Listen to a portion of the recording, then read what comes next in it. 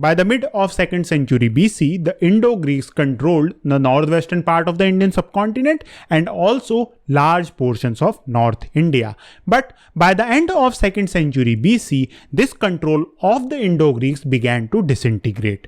One of the main reasons behind this disintegration was the invasion of the Shakas. The Shakas, after this invasion, became a dominant power in this region, and at their peak, they controlled the Mathura region as well. So, to understand how the Shuckers were able to control this area, we have to talk about their history. And what is interesting is that the Shuckers who came to dominate this region were once a defeated tribe who were driven from their homeland by another tribe. So, to understand this story, we have to go back to around the end of 3rd century BC in the Great Mongolian Plains. During the end of 3rd century BC, the Yuchis were considered a dominant tribe in the Greater Mongolian Plains. The Yuchis were situated in the western portion of the Gansu province. During this period, the Yuchis were trying to extend their influence in the north, and because of their effort to control the Mongolian plains, they came into conflict with a tribe that dominated this region.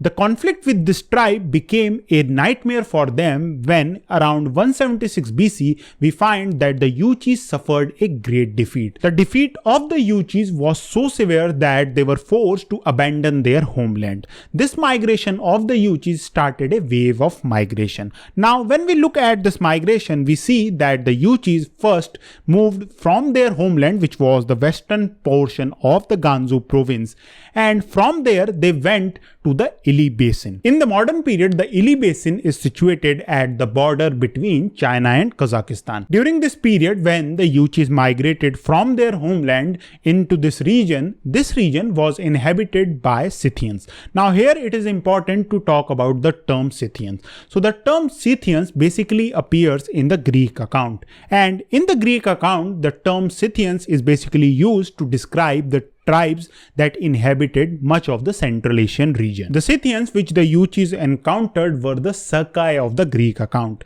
They were basically the Scythians of Asia, and we find that when the Yuchis migrated into the Ili Basin, they forced the Sakai or the Shuckers to move somewhere else. These Shuckers decided to move southward towards India. Now I have to leave these Shuckers aside for a moment and talk about the Yuchis who now inhabited the Ili Basin. If the Yuchis had thought that they now could easily settle in this region, they were wrong, because soon after they settled in the Ili Basin, they were attacked by another tribe. This led to another migration of the Yuchis. This second migration of the Yuchis happened around 130 BC, and we find that in this second migration, the Yuchis moved westward towards the modern-day Kazakhstan. In this process, they encountered another Scythian tribe who inhabited the region north of the Sirdarya river. So again we find that the Yuchis forced these Scythians to move somewhere else. So what we have is that these two Scythian tribes, the one who inhabited the Ili Basin and the one who inhabited the region north of the Sirdarya river, were both forced by the Yuchis to move somewhere else. So let's talk about the first Scythians who inhabited the Ili Basin. When the Yuchis invaded this region, the Scythians of the Ili Basin were forced to move southward towards India. Around 100 BC, Maos or Moga became the leader of these Scythians, and under his leadership, these Scythians crossed the Karakoram ranges and descended into the Swat Valley. During this period, the Swat Valley and the region surrounding it were under the control of the Indo-Greeks. But after the death of Menander, his sons were fighting with each other. So Maos or Mog took advantage of this position and were soon controlled the region of Swat Valley and also the area surrounding it. But the further advances of Maos was checked by Apollodotus, who was the son of Menander, and after a period of infighting between the various sons of Menander, he emerged as the most powerful Indo-Greek ruler. It was only because of Apollodotus, who was a brilliant military commander and also a great ruler, the Indo-Greeks were able to stop the Shaka invasion. Without Apollodotus, the Indo-Greeks stood no chance against the Shakas. And that is what exactly happened when around 90 BC Apollodotus died. Soon after the death of Apollodotus, Maos and his Shaka herd descended into the plains of Punjab, and soon they were able to capture the area between the Indus River and the Jhelum River. The conquest of Takshila and this region meant that now the Shuckers had divided the Indo-Greeks into two kingdoms. The kingdom that stood east of the Jhelum River was not as powerful as its western counterpart. And Maos also understood that this eastern Indo-Greek kingdom did not pose any serious threat. But the kingdom which was situated west of the Indus River did pose a serious threat. So for Maos, his decision was very clear.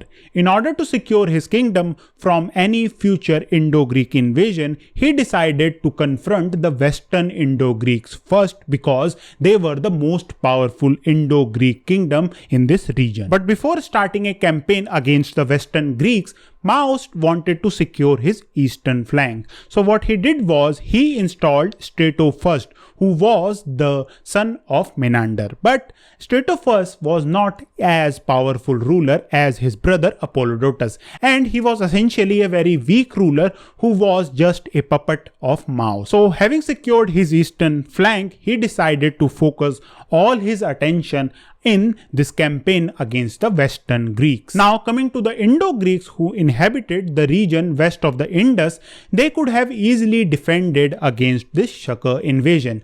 But what we find is that soon after Maos invaded their region, we find that these western Indo-Greeks were attacked by another direction. So do you know who these people were who attacked the Indo-Greeks from another direction? They were the Shakas, and particularly those Shakas who inhabited the region north of Sirdarya river. And as we have discussed earlier, these were the Shakas who were displaced by the Uchis when they migrated from the Ili river basin to the region north of the Sirdarya river. So these Shakas, after the Uchis had invaded their territory, had decided to move southwards. This region where the Shakas eventually settled became known as Shakistan, or the land of Shakas. And it was these Shakas who were invading the Indo-Greeks from another direction. Now, for the Indo-Greeks, they faced a two-front war where from the east, Maos was attacking, and from the west, the Shakas who inhabited the Shakistan region was attacking.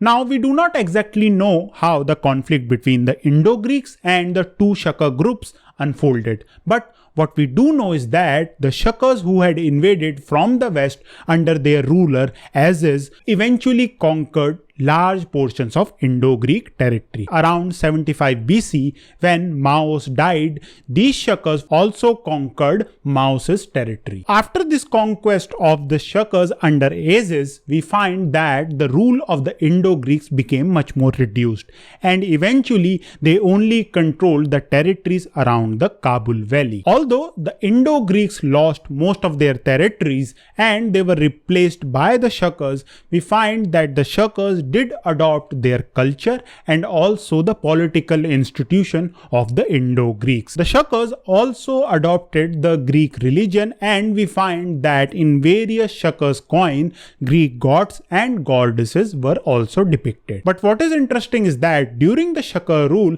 the Indianization of this region and also the Indianization of the Shakas began earnestly. We find that Maos also issued coin depicting Balram. Apart from this, they also adopted Buddhism as well. But that doesn't mean that the Shakas forgot their own religion. They also preserved their own Iranian culture and also religion. Now, when we look at the Shaka territory, we find that the successor of Aziz ruled a large territory which comprised of most of the northwestern part of the Indian subcontinent and also large portions of North India. But around the start of Common Era, that is around 9 CE, we find that in Shakistan another power rose, and soon they destroyed the Shaka rule. Now, these people were the Indo-Parthians or Pahlavas of the Indian text. Now, one thing we should be very clear when we talk about the Shaka rule and the history of the Shakas is that the sources about the Shaka rule is quite limited. So if you want to know about the sources which I have used for this video, see the description. Thank you for watching.